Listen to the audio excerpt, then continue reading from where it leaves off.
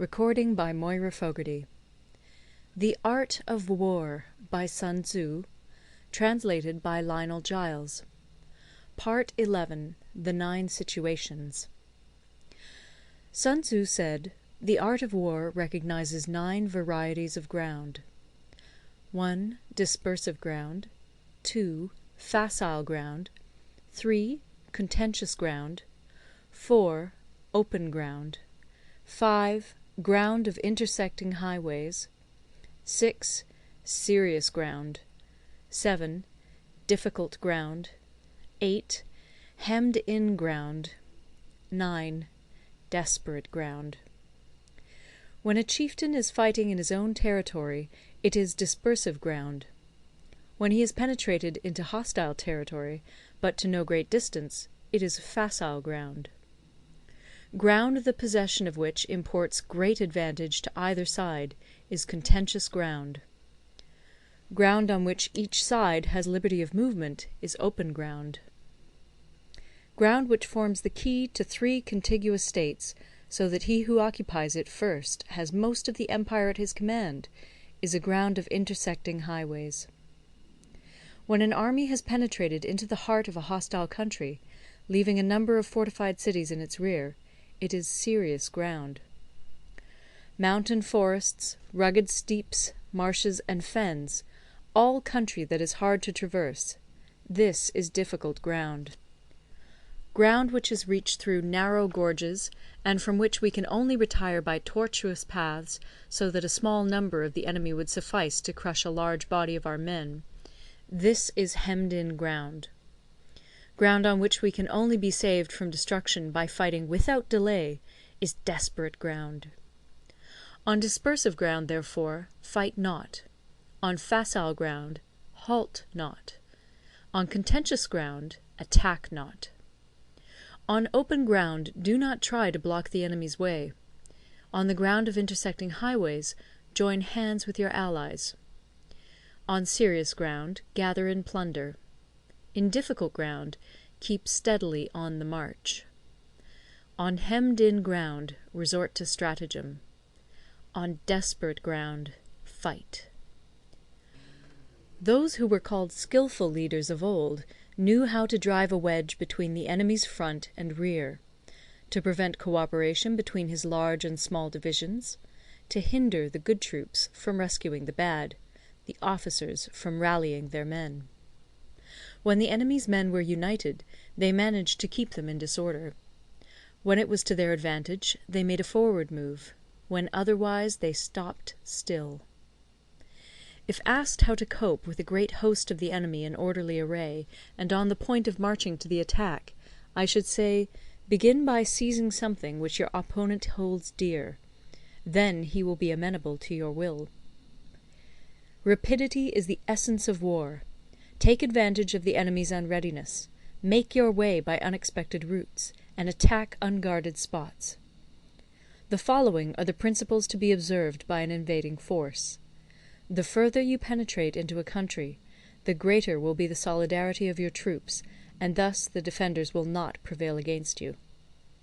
Make forays in fertile country in order to supply your army with food. Carefully study the well-being of your men, and do not overtax them. Concentrate your energy and hoard your strength. Keep your army continually on the move, and devise unfathomable plans.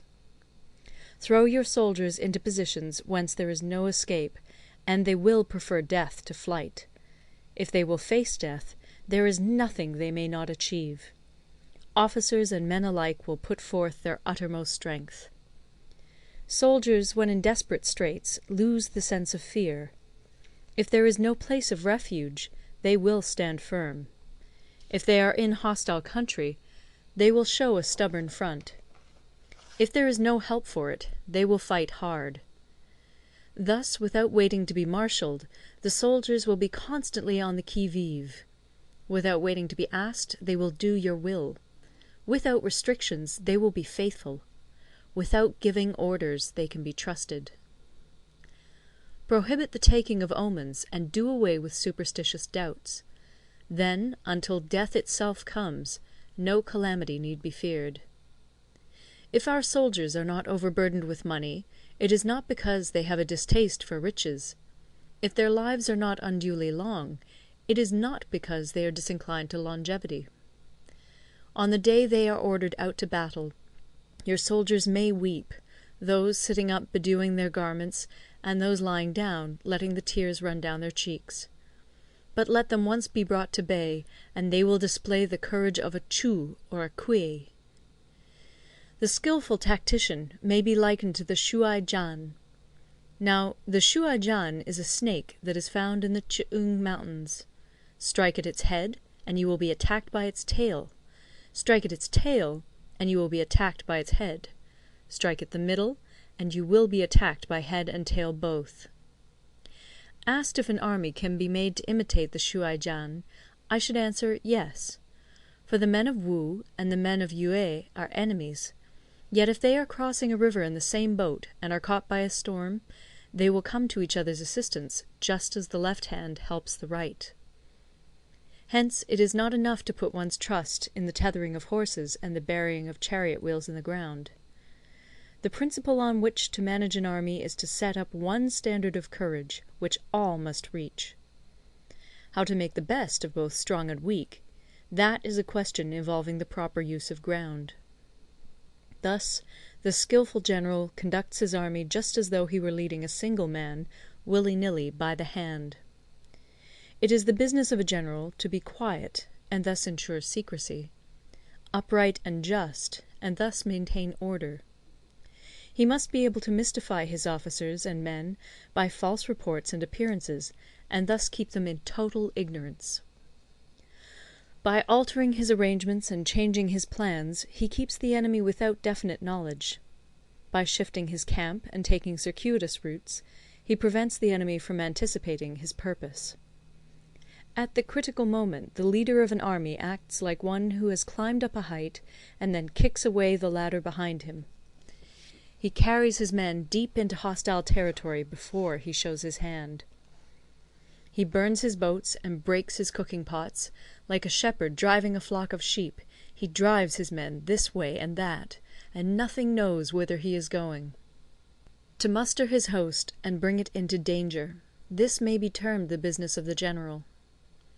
The different measures suited to the 9 varieties of ground, the expediency of aggressive or defensive tactics, and the fundamental laws of human nature, these are things that must most certainly be studied. When invading hostile territory, the general principle is that penetrating deeply brings cohesion; penetrating but a short way means dispersion. When you leave your own country behind and take your army across neighbourhood territory, you find yourself on critical ground. When there are means of communication on all 4 sides, the ground is one of intersecting highways. When you penetrate deeply into a country, it is serious ground. When you penetrate but a little way, it is facile ground. When you have the enemy's strongholds on your rear and narrow passes in front, it is hemmed-in ground. When there is no place of refuge at all, it is desperate ground. Therefore, on dispersive ground I would inspire my men with unity of purpose. On facile ground I would see that there is close connection between all parts of my army. On contentious ground I would hurry up my rear. On open ground I would keep a vigilant eye on my defences. On ground of intersecting highways I would consolidate my alliances. On serious ground I would try to ensure a continuous stream of supplies. On difficult ground I would keep pushing on along the road. On hemmed-in ground I would block any way of retreat. On desperate ground I would proclaim to my soldiers the hopelessness of saving their lives. For it is the soldier's disposition to offer an obstinate resistance when surrounded, to fight hard when he cannot help himself, and to obey promptly when he has fallen into danger. We cannot enter into alliance with neighbouring princes until we are acquainted with their designs. We are not fit to lead an army on the march unless we are familiar with the face of the country, its mountains and forests, its pitfalls and precipices, its marshes and swamps. We shall be unable to turn natural advantages to account unless we make use of local guides. To be ignored of any one of the following 4 or 5 principles does not befit a warlike prince. When a warlike prince attacks a powerful state, his generalship shows itself in preventing the concentration of the enemy's forces. He overawes his opponents, and their allies are prevented from joining against him. Hence he does not strive to ally himself with all and sundry, nor does he foster the power of other states. He carries out his own secret designs, keeping his antagonists in awe. Thus he is able to capture their cities and overthrow their kingdoms. Bestow rewards without regard to rule, issue orders without regard to previous arrangements, and you will be able to handle a whole army as though you had to do with but a single man.